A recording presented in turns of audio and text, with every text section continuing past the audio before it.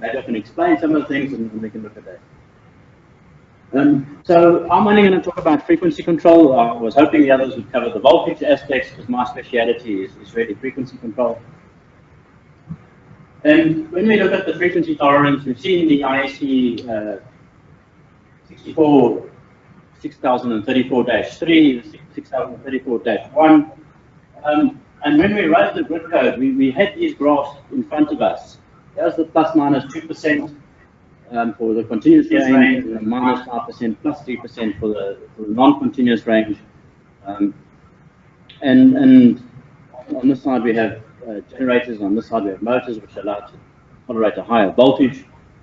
But when we came up with what a curve should look like, and this is the European curve, which you've already seen, when this curve was developed, the only thing that was clear in the code was that the continuous range should be plus minus 1 Hertz, and that the existing generators would trip if the frequency falls below 47 Hertz for 6 seconds. That was the protection certificate on the generators at the time.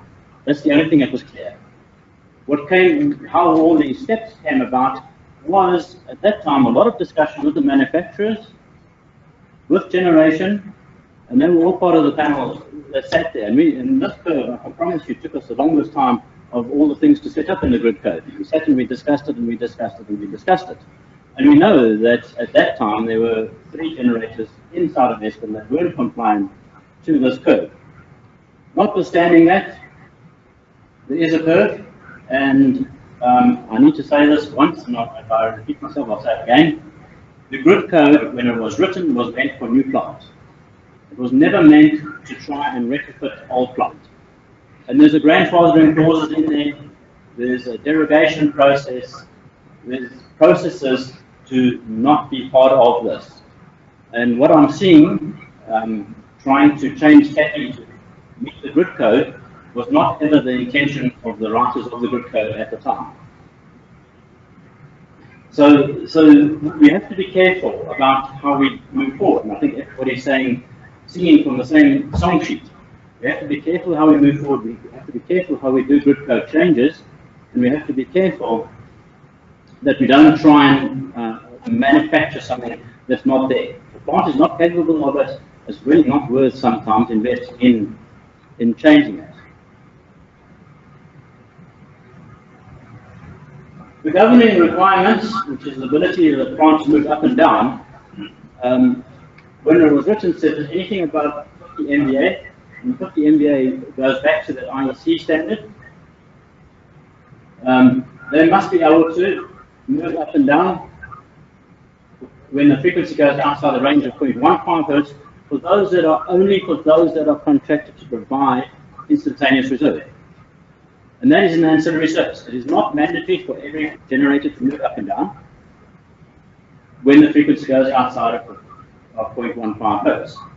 If it goes higher than 0.5 Hertz, so if the grid frequency goes above 50.5, then we do expect all generators to drop. And that is because above 50.5, the whole system was getting into a region. It's halfway in that continuous band. And that's how we designed the system to do that. When the frequency falls low, then we rely on under-frequency load shedding to do the same effect. That's how it was designed before renewables came into the picture. So we need to bear that in mind as we're moving forward. The rest of these are a lot of words, but essentially what we're asking the machines to do is to move up and down here. Now, the idea behind the frequency relaxation project was that we would run the frequency between 49.85 and 50.15 95% of the time in that range. And that would reduce the movement of the generators. We'd only have few generators supporting the system, should we go outside that range. If renewables is going to cause the generators here to move a lot, then we've lost the cost a little bit. Because then we're back into the old scenario. And the old scenario was we had all generators moving up and down. And I've gone around the world trying to preach this message, and I've done lots of changes around the world. But generally, what we don't want all the generators moving up and down, creating wear and tear, creating vibrations. What we want is we want to run them at the optimal optimal point whilst trying to maintain system security. And what we need to bear in mind in South Africa is we're still way ahead of the world in this. If the frequency falls below 49.85 at the moment, most of the support that comes to prevent the frequency from going lower comes from demand-side people. It comes from an ancillary service called demand-side response. And so the generators at the moment are being protected from having to jump up there, whether they be wind turbines or steam generators or nuclear units. So at the moment in South Africa, we're not asking the thermal generators to be that participant in increasing their power, which is what is the most difficult part for them. It is easy for consumers to drop, especially those with storage. I can switch off your fridge for 10 seconds, 15 seconds, 20 seconds, up to 10 minutes. You wouldn't know the difference. I can switch off your geyser, and what is taking up this space is people with storage, people that can reduce their power and then later increase it when the frequency restores. Anyway, the grid code then has a droop curve for the response of generators that are the non-renewable generators, and really what we want them to do is that if the frequency goes above 50.5, we want them to drop like the traditional generators. And this is why most people will say that high frequencies is not a problem, because we expect all generation to decrease if the frequency goes above 50.5. All generation. My PV panel at home should decrease. I've checked the settings, and that actually is in there. So your PV panel at home, should it be compliant, should decrease. So this is completely distributed control. So high frequency shouldn't be a problem. Again, we need to look at the low frequencies. So the instantaneous reserve is an ancillary services 10-second response and available for 10 minutes. Now we'll talk about this 10 seconds because this is what will change. 10 seconds to response is based on the system studies that were done in the time, and the fact that the frequency will drop from 50 Hertz down to 49 Hertz before we hit under frequency relays in 10 seconds. If that's going to change to 1 second, then we need a 1 second response. Then the regulating reserve, which is the continuous movement up and down of power plants, that is keeping the control within that range of 49.85 to 50.15 Hertz. That is going to be a problem. And I've seen lots of studies that have come out that are saying it's not going to be a problem.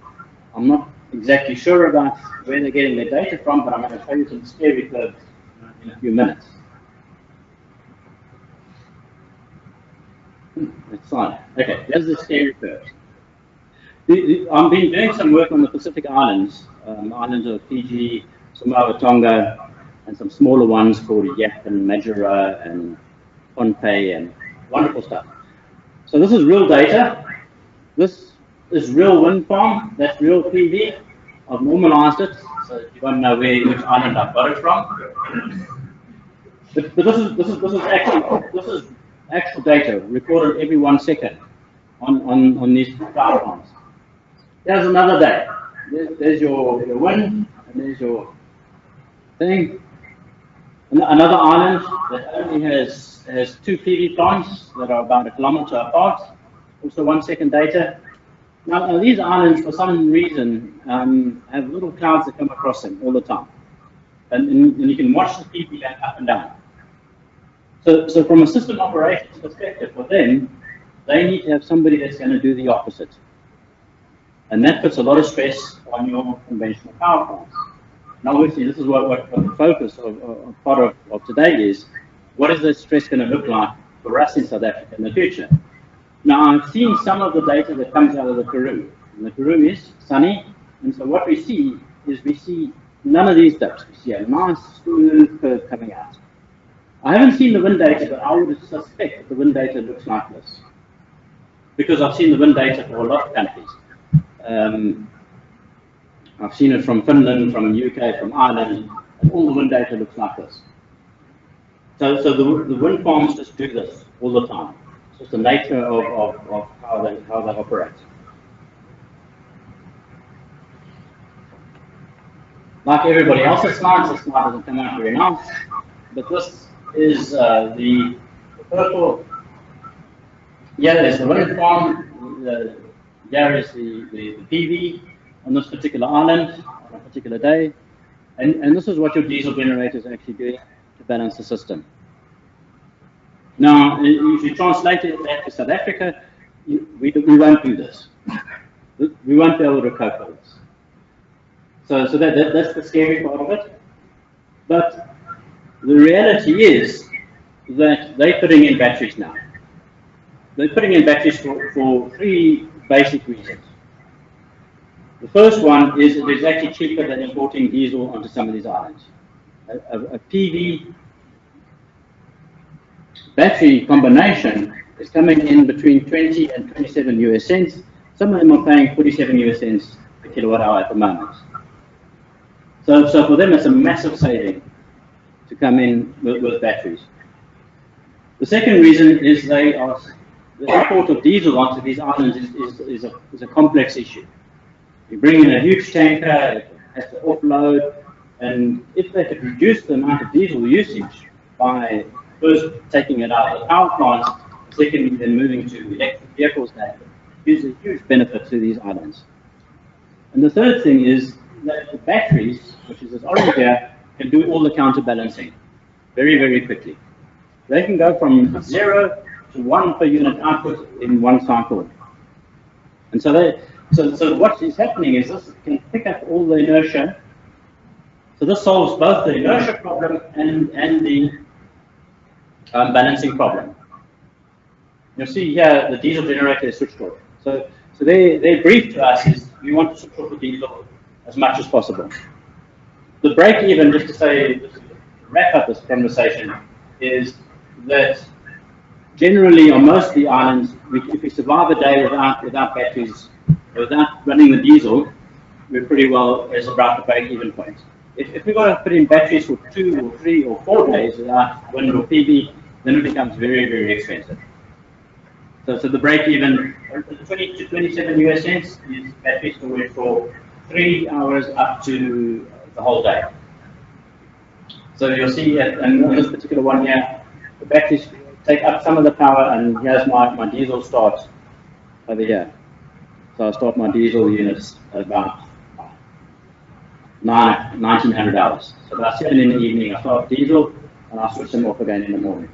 So this is the type of study that we've been doing. So the idea that we're not going to be able to solve these problems, I think we must be clear. The problems are solvable. It's the price at which it's going to be solved that is going to be the issue. Okay, wonderful. Love showing a bit of mathematics. But the rate of change of frequency is the size of the disturbance and the inertia. So what we need to do is either reduce the size of the disturbance or increase the inertia. Those are the two possibilities we have to improve the rate of change of frequency.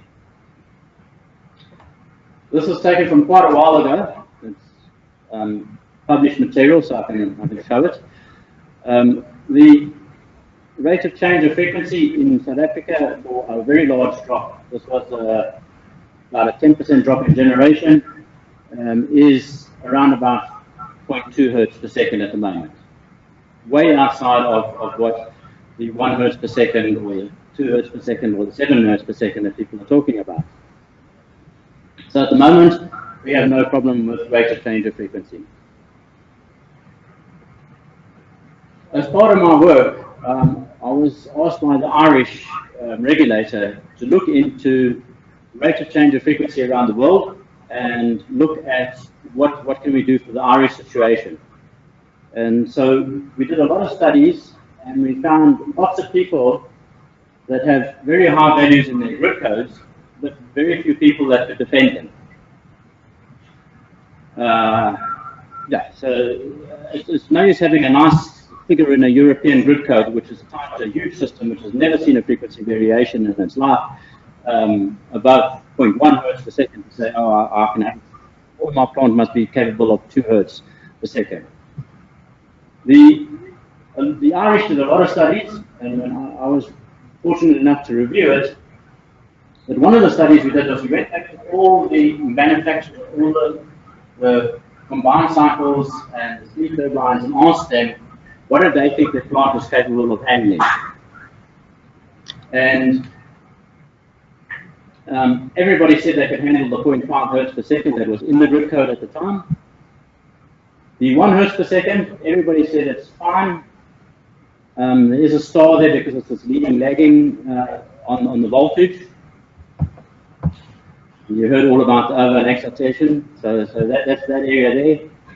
And then we'll start to see, when we start to get to 2 hertz per second, a lot of them said no, because of pulse slip. And so the reason why the Irish grid code has only gone to 1 hertz per second is because most of their generators said that they cannot cope with 2 hertz per second. And so if there's a grid code change, of course, this is the type of debate that must happen. You can't just put values in the grid code without having some defense to it. And so the renewable code has got 2 hertz per second. There's no discussion around where that value came from. I can tell you where it came from. It was inherited from a European code at the time. But we want to be very, very careful when we put these values in, because we need to take into consideration what the generators can handle. The Irish said that, okay, and this is also part of Europe, that the 1 hertz per second must be measured over 500 milliseconds. Because you need to recognize the fact that if the fault is local to you, the frequency just falls anyway, because you can't measure the frequency. But the other factor is that we have what we call inter-area oscillations that create a wavy thing on the system. This is the whole system fighting each other. And so if we want to see what the real frequency is doing, we have to measure it over a time period. And most people are using now the 500 milliseconds, which the Irish studied and came up with as the benchmark.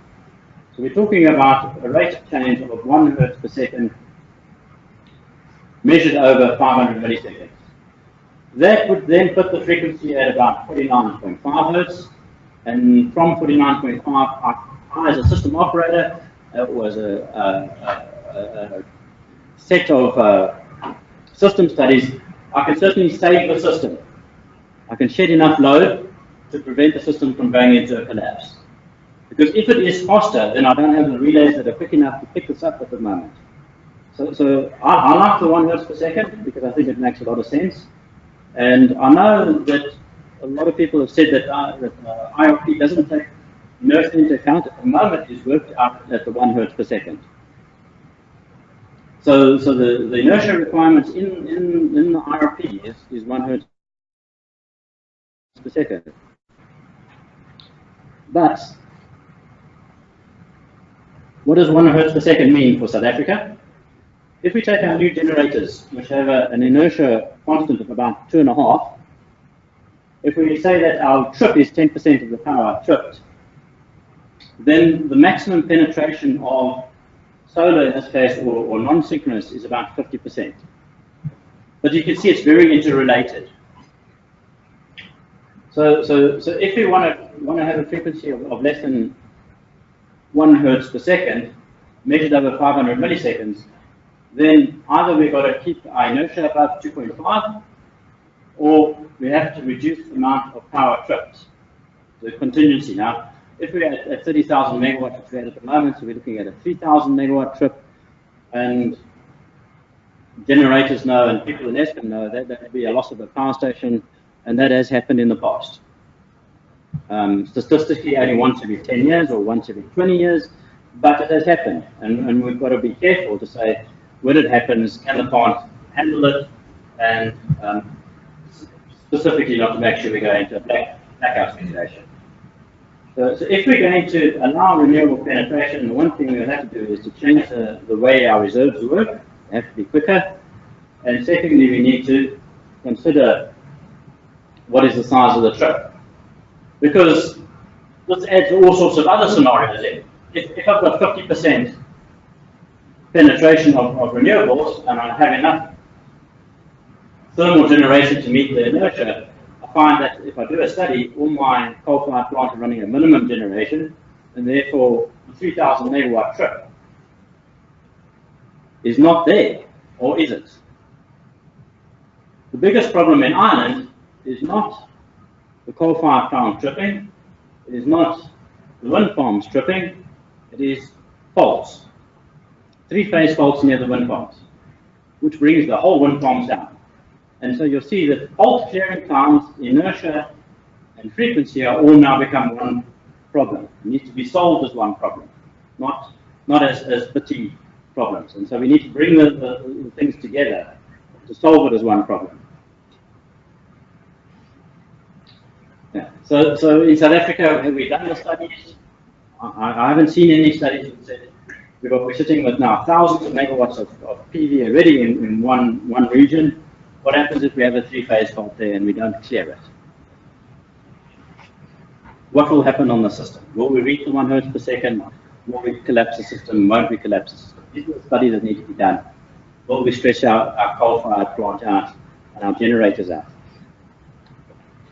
So, in summary, the rate of change of frequency and the capability of power plants to do this, we haven't done the studies. I haven't seen any studies for South Africa. I haven't seen any studies for 600 megawatt units. What rate of change of frequency they can do. That needs to be done, because that needs to feed into the grid pattern. But there are solutions to this. And so we need to bear in mind that if the generators come back and say, we can only tolerate half a hertz per second, then we need to increase the reserves. Then we need to decrease the contingency size. All problems that are solvable, but with maybe some money that needs to be thrown at it. If the frequency responds in the first few seconds, the batteries is a huge possibility to do this. And then there's a lot of battery storage out there already. And there's a lot of storage in consumers. I'll digress for 10 seconds. The European code tried to mandate that every single storage device has an under-frequency relay in it to create this low-frequency response. And it went all the way through, right up until the last second, and for some reason it was taken out. But I was watching it because I knew the techniques would be wrong for South Africa, because the Europeans keep the frequency very, very tight.